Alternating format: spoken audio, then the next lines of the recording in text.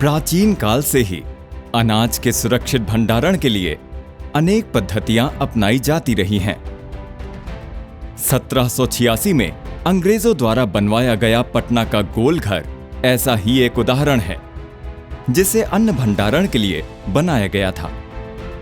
गोल घर को आधुनिक भंडारण प्रणाली की शुरुआत कहा जा सकता है। हालांकि पारंपरिक भंडारण से लंबे समय में अनाज के खराब होने की आशंका बनी रहती है और इसमें ज्यादा लेबर और अधिक जमीन की जरूरत होती है। पारंपरिक गोदामों की जगह पूर्व में सीमेंट और कंक्रीट के साइलो का निर्माण किया गया, लेकिन ये भी पूरी तरह से समस्याओं का समाधान नहीं कर सके।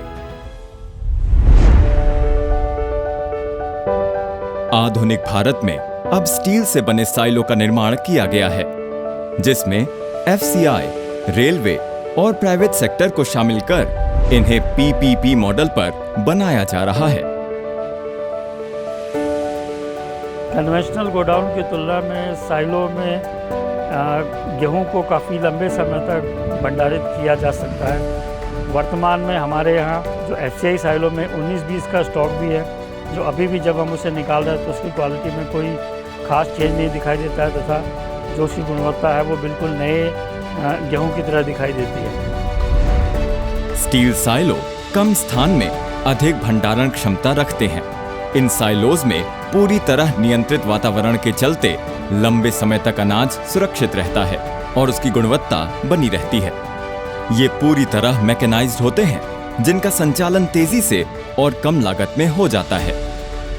हम लोग यहाँ पे साइलो में किसान भाइयों से सीधे खरीद कर रहे हैं, जिसमें किसान भाइयों को बहुत फ़ायदा है।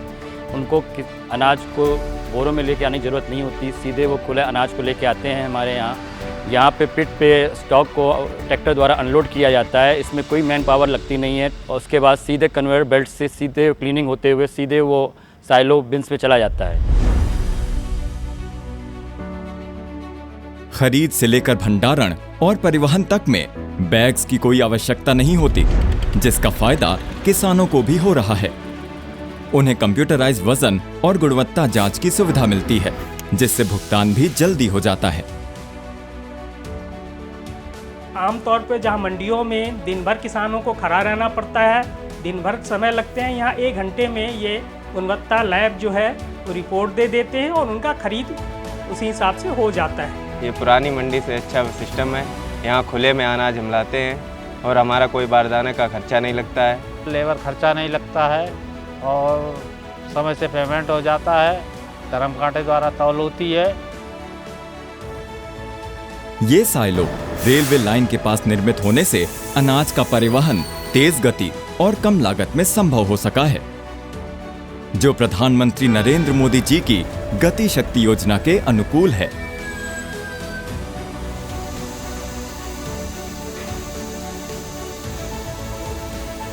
पूरा का पूरा ट्रेन 4 घंटे में सिर्फ 4 लेबर से खाली हो जाता है और ये खाली हुआ माल कन्वेयर को फीड किया जाता है, कन्वेयर से एलिवेटर को और एलिवेटर से प्री स्टोरेज साइलो को। प्री स्टोरेज साइलो में ये स्टोर नहीं किया जाता, जैसे ही ट्रेन आउट हो जाती है ये विद परमानेंट स्टोरेज साइलो में ट्रांसफर किया जाता है। भारत सरकार के साइलो एक्शन प्लान के तहत पूरे देश में एफसीआई और राज्य एजेंसियों द्वारा पीपीपी मॉडल पर अब तक 17.75 लाख मीट्रिक टन क्षमता के साइलो का निर्माण किया जा चुका है और 15.5 लाख मीट्रिक टन क्षमता के साइलो निर्माणाधीन हैं। रेलवे के नजदीक जगह की कमी के चलते अब हब एंड स्पोक साइलो का नया मॉडल भी तैयार किया गया है।